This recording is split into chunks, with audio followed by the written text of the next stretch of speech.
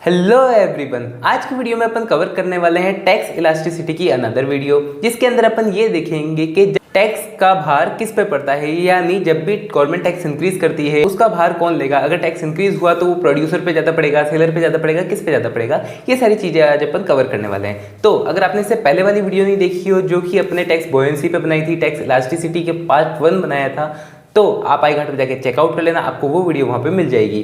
तो मेरा नाम है दिव्यांशु शर्मा, मैं यूजीसी नेट क्वालिफाइड हूँ और आपको इस चैनल पे क्लास 11th इकोनॉमिक्स से लेकर के मास्टर्स इन इकोनॉमिक्स तक की सारी वीडियोस मिल जाती है। वीडियोस हमेशा मंडे को, वेंसडे को और फ्राइडे को अपलोड हो जाती है। तो चैनल को सब्सक्राइब कर लें, बेल आइकन भी दबा दें ताकि आगे आने वाली वीडियोस की नोटिफिकेशन आपको टाइम टू टाइम मिल सके। और चैनल पे बहुत सारे लोग देखते हैं वीडियोस पर चैनल को सब्सक्राइब नहीं करते हैं। 95% लोगों ने अभी तक सब्सक्राइब नहीं किया है चैनल को, तो प्लीज़ सब्सक्राइब कर दें और बेल आइकन भी दबा दें ताकि मुझे पता चल सके कि आपको वीडियोस अच्छी लग रही है, समझ में आ रही है, तो मैं और अच्छे से वीडियोस बना पाऊँ। तो स्टार्ट करते हैं आज की वीडियो को।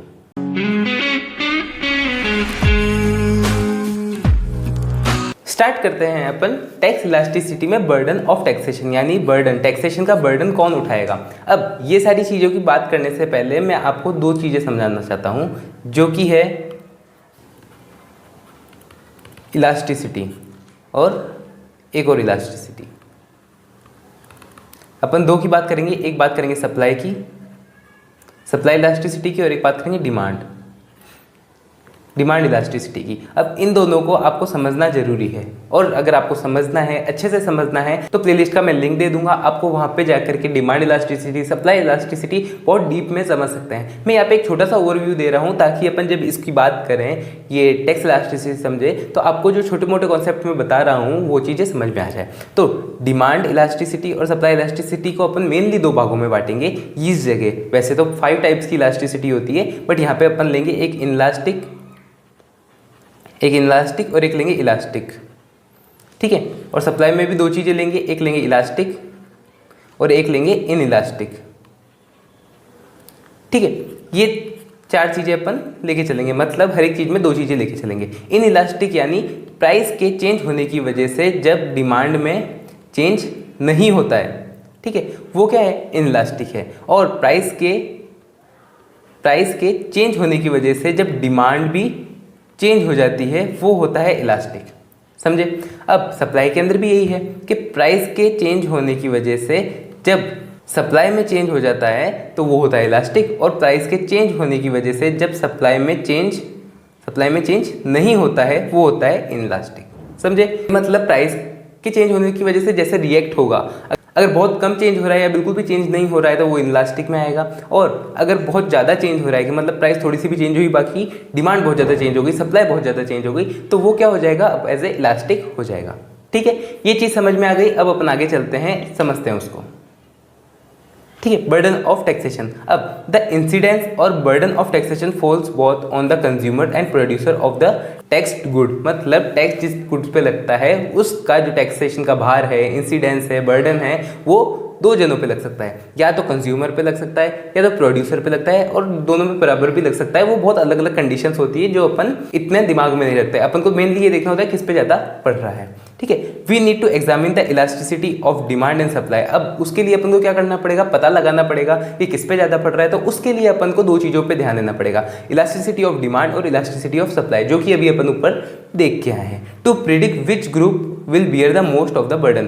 तो किस लिए अपन को डिमांड इलास्टिसिटी और सप्लाई इलास्टिसिटी समझना पड़ेगा कि अपन प्रेडिक्ट कर सके कि किस पे ज़्यादा भार आने वाला है टैक्सेशन का। यानी गवर्नमेंट जब भी टैक्स इंक्रीज करेगी उसका भार कौन सहन करेगा, प्रोड्यूसर या कंज्यूमर, ठीक है। अब अपन आते हैं इलास्टिसिटी ऑफ डिमांड पे, यानी इलास्टिसिटी ऑफ डिमांड की वजह से टैक्स बर्डन, ठीक है, ये अपन देखने वाले हैं। अब इसके अंदर 2 चीजें अपन मेनली देखेंगे। If the demand is inelastic, अगर डिमांड क्या है, इनइलास्टिक है, then consumer bear the most of the tax burden. तो क्या करेगा, consumer most of the tax burden bear करेगा। मतलब कोई ऐसी चीज है जिसको आप इग्नोर नहीं कर सकते। जैसे फॉर एग्जाम्पल अपन एक चीज लेते हैं, मेडिसिन लेते हैं, तो मेडिसिन पे अगर टैक्स बढ़ जाए, जैसे फॉर एग्जाम्पल पहले 5 रुपये टैक्स लग रहा था, अब 10 रुपये टैक्स लगते हैं। मेडिसिन क्या है, बहुत ज़रूरत की चीज़ है, अगर प्राइस बढ़ भी जाती है तो आप उसको ऐसे इग्नोर नहीं करोगे। क्यों नहीं करोगे, क्योंकि वो बहुत ज़रूरत की चीज़ है। तो यहाँ पे क्या होता है, इनइलास्टिक होता है, यानी प्राइस में चेंज आने की वजह से आप डिमांड में चेंज नहीं कर सकते हो कि क्यों नहीं कर सकते? क्योंकि यहाँ पे किसी की हेल्थ से रिलेटेड है ये, तो आप चेंज नहीं करोगे। तो यहाँ पे क्या होगा कि प्राइस के बढ़ने से भी आप डिमांड चेंज नहीं कर रहे हो, तो डिमांड जब चेंज नहीं कर रहे हो तो प्रोड्यूसर क्या करेगा, जो भी टैक्स बढ़ा हुआ है वो शिफ्ट कर देगा कंज्यूमर पे, ताकि वो क्या कर सके, सारा पैसा कंज्यूमर से ले सके, क्योंकि उसको पता है कि डिमांड तो चेंज होने से रही, जितना टैक्स लगा है वो बढ़ा कर के भी अगर मैं गुड बेचूंगा तो क्या होगा, मेरे को पैसा मिलेगा, लोग डिमांड कम नहीं करेंगे। तो इस वजह से क्या होता है, सारा का सारा टैक्स का बर्डन कंज्यूमर पे शिफ्ट हो जाता है। और अगर अपन बात करें सेकंड चीज की, if the demand is elastic then the seller will bear the most of the burden. अब क्या है, डिमांड इलास्टिक है। इलास्टिक जैसे मान लो कि आप कोई गेम खेल रहे हो, गेम पार्लर पे हो, या फिर आप सोचो कि आप गोलगप्पे खा रहे हो, पिज्ज़ा खा रहे हो, ये सारी चीज़ों की मतलब डिमांड है जो आप चेंज कर सकते हो इजीली, ठीक है। तो अब यहाँ पे क्या होता है कि अगर क्या है, डिमांड इलास्टिक है, तो जैसे for example T and coffee का भी एक बहुत अच्छा एग्जांपल बनता है कि जैसे मान लो टी 5 रुपीज़ की है, कॉफ़ी 5 रुपीज़ की है, तो क्या होगा, अगर टी की प्राइस बढ़ी और 10 रुपये हो गई, तो जो यूज़र्स है उसके वो क्या सोचेंगे कि यार इसकी प्राइस 10 रुपये हो गई, ये काम करो, अपन शिफ्ट कर देते हैं। तो यहाँ पे क्या हो रहा है कि प्राइस के बढ़ने की वजह से लोग शिफ्ट हो जाते हैं, चेंज कर देते हैं, अपनी चीज़ें खाना पीना चेंज कर देते हैं। तो उस वजह से क्या होता है कि यहाँ पे अगर गवर्नमेंट टैक्स बढ़ाती है, मान लो टी पे टैक्स बढ़ गया, ऐसे डायरेक्टली टी पे टैक्स नहीं लगता, बट ऐसे अपन मान के चलते हैं कि अगर टी पे टैक्स बढ़ा, पहले ये 5 रुपये की मिल रही थी, टैक्स लगा करके ये 10 रुपये की मिलने लगी, और कॉफ़ी की प्राइस उतनी ही होती है, तो लोगों ने क्या देखा कि नहीं, कॉफ़ी की प्राइस तो सस्ती है, या फिर एक तरह से ये मान लो टी की प्राइस बढ़ गई, तो लोग क्या देखेंगे कि यार इसकी प्राइस बढ़ गई, अपन शिफ्ट हो जाते हैं किसी और चीज़ पे, तो लोग क्या करेंगे, शिफ्ट हो जाएंगे, क्योंकि उसके पास दूसरे चीज़ें अवेलेबल है, ठीक है। तो वो क्या कर सकते हैं, ऐसे अपनी डिमांड को कम या ज़्यादा कर सकते हैं अकॉर्डिंग टू देयर नीड। तो जब डिमांड इलास्टिक होती है, जब कंज्यूमर्स अपने प्रोडक्ट को प्राइस की वजह से चेंज कर सकते हैं, मतलब उसकी डिमांड बढ़ा भी सकते हैं, कम भी कर सकते हैं, तो क्या होगा, सारा का सारा टैक्सेशन का बर्डन प्रोड्यूसर पे लगेगा। वो क्यों कि अगर प्रोड्यूसर ये चाहेगा कि यार मैं प्राइस बढ़ा करके कंज्यूमर से पैसा ले लूँ, तो कंज्यूमर क्या करेंगे, वो उस चीज़ को खरीदना ही बंद कर देंगे। तो उस डर से क्या करता है, प्रोड्यूसर सारा का सारा बर्डन खुद पे ही सहन करता है कि हाँ ठीक है, सारा टैक्स वो ही दे देगा, और कंज्यूमर को लगभग उसी रेट में प्रोवाइड करवाता है, क्या, सारे गुड्स एंड सर्विसेज। ओके, फिर अब अपन देखते हैं इलास्टिसिटी ऑफ सप्लाई की वजह से burden of taxation,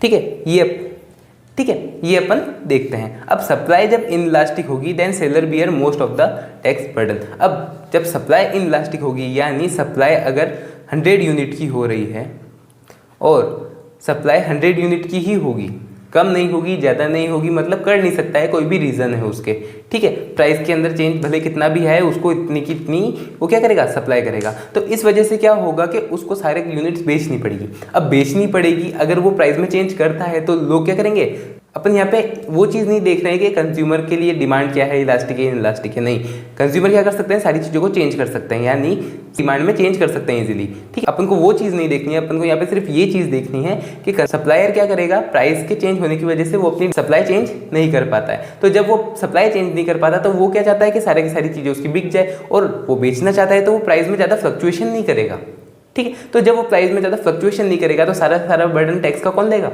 as a producer अपने लिए ही रखेगा कि वो सारा का सारा टैक्स बर्डन खुद ही पे कर दे और कंज्यूमर को वो सारी चीज़ें नॉर्मल रेट में प्रोवाइड करे। तो यहाँ पे क्या होता है, टैक्स बर्डन ज़्यादा से ज़्यादा सप्लायर पे ही लगता है, यानी प्रोड्यूसर पे ही लगता है, ठीक है। और if the supply is elastic then the buyer bear the most of the tax burden. अब सप्लाई क्या है, इलास्टिक है, यानी सप्लाई चेंज हो सकती है। तो अब जैसे फॉर एग्जाम्पल टैक्स लगा तो वो क्या करेगा, थोड़ी सी सप्लाई कम कर देगा, क्यों, क्योंकि मार्केट में जब शॉर्टेज आ जाती है तब डिमांड बढ़ जाती है, और जैसे ही डिमांड बढ़ेगी तो वो हाई प्राइस में भी जो होगा उसको कंज्यूम करना चाहेंगे लोग। तो यहाँ पे क्या होता है कि सप्लायर क्या कर देता है, टैक्स के ज़्यादा लगने से अपनी सप्लाई कम कर देता है, सप्लाई कम कर देता है, प्राइस बढ़ा देता है। तो जैसे ही प्राइस बढ़ी, सप्लाई कम करी, तो उसकी वजह से क्या होगा, डिमांड भी बढ़ेगी। तो डिमांड जैसे बढ़ेगी तो वो क्या होगा, जो भी चीज़ें वो सप्लाई कर रहा होगा वो सारी बिकेगी। तो इस वजह से वो क्या करता है कि सप्लाई शॉर्ट करके अपनी जो भी एक्स्ट्रा टैक्सेशन का जो भी चार्ज है वो एज ए कंज्यूमर से ले लेता है, ताकि वो क्या कर सके, वो फालतू टैक्स का बर्डन बियर ना करें, ठीक है। तो यहाँ पे वो क्या कर सकता है, उसको शिफ्ट कर सकता है। तो तो सप्लाई जब इनइलास्टिक होती है तब वो शिफ्ट नहीं कर सकता और सारा बर्डन खुद पे लेता है, और सप्लाई जब इलास्टिक होती है यानी चेंज हो सकती है प्राइस के अकॉर्डिंग, तब वहाँ पे वो क्या करता है, सारा का सारा बर्डन कंज्यूमर पे शिफ्ट कर देता है, क्योंकि वो क्या करता है, अपनी सप्लाई शॉर्ट कर देता है। शॉर्ट करने की वजह से डिमांड बढ़ जाती है, और डिमांड बढ़ने की वजह से जैसे ही वो सारे लोग क्या करना चाहेंगे, वो उस चीज़ को खरीदना चाहेंगे, भले थोड़ी सी प्राइस ज़्यादा ही पे करनी पड़े। ठीक है, तो ये चीज़ें इसमें आती है। अब इसका एक ग्राफ बनता है, वो देखो कि जैसे जब डिमांड इनइलास्टिक है, जब डिमांड इनइलास्टिक होती है तब उसका ग्राफ कैसा होता है, इस टाइप की डिमांड बनती है। ये डिमांड, अगर यहाँ पे मान लो ये सप्लाई है, अब क्या होता है, सप्लाई में चेंज होता है। यहाँ पे S1 यहाँ पे हो रही थी, अब क्या हो रहा है, अब क्या हो रहा है, ये सेकंड पोजीशन पे गया है इधर और इधर। तो अब जो प्रोड्यूसर बर्डन है, प्रोड्यूसर बर्डन ये इतना है, ये इतना क्या है, प्रोड्यूसर बर्डन है, ये सिर्फ इतना सा, ये क्या है, प्रोड्यूसर बर्डन के मतलब प्रोड्यूसर कितना बियर करेगा। और जो ऊपर वाला है, जो ये जगह है, ये जगह ये है कंज्यूमर बर्डन, कंज्यूमर बर्डन, यहाँ पे प्राइस और यहाँ पे डिमांड और सप्लाई। ठीक है, तो यानी जब डिमांड इनइलास्टिक थी, यानी प्राइस के अंदर चेंज होने की वजह से डिमांड में ज़्यादा चेंज नहीं होता। जैसे प्राइस अगर इतनी चेंज करी है तो डिमांड में ज़्यादा चेंज नहीं हुआ है, तो यहाँ पे क्या हुआ, यहाँ पे सारा का सारा बर्डन कंज्यूमर पे आया। अब अगर यहाँ पे एक अपन ग्राफ बनाते हैं, इधर भी एक देखो, ये अपन ने ले डिमांड इलास्टिक। ठीक है, अब यहाँ पे अपन ने बनाया एक सप्लाई कर, और यहाँ पे भी एक बनाया अपन ने सप्लाई कर। अब यहाँ पे क्या होता है, देखो पहले इतनी डिमांड थी, अब यहाँ पे क्या हो रहा है, इसको थोड़ा सा और नीचे लेते हैं, थोड़ा सा इधर, और यहाँ पे ये और यहाँ पे ये, अब ये, अब देखो यहाँ पे क्या हो रहा है, ये जो जगह है, ये जो जगह है, ये है प्रोड्यूसर बर्डन, और ये जो है ऊपर वाला, ऊपर की जगह दिखाता हूँ मैं आपको, ये जो जगह है, ये है कंज्यूमर बर्डन कि मतलब जब डिमांड है इलास्टिक, जब चेंज हो सकती है डिमांड, तब क्या होता है, कंज्यूमर पे बर्डन कम आता है और प्रोड्यूसर पे बर्डन ज़्यादा आ जाता है। और यहाँ पे अपन वही लेंगे प्राइस, और यहाँ पे डिमांड और सप्लाई, ऐसे अपन ले सकते हैं। ठीक है, तो आपको ये समझ में आ गया होगा, सप्लाई का इतना कोई खास कर्व बनता नहीं है, इसलिए मैंने आपको दिखाया नहीं है।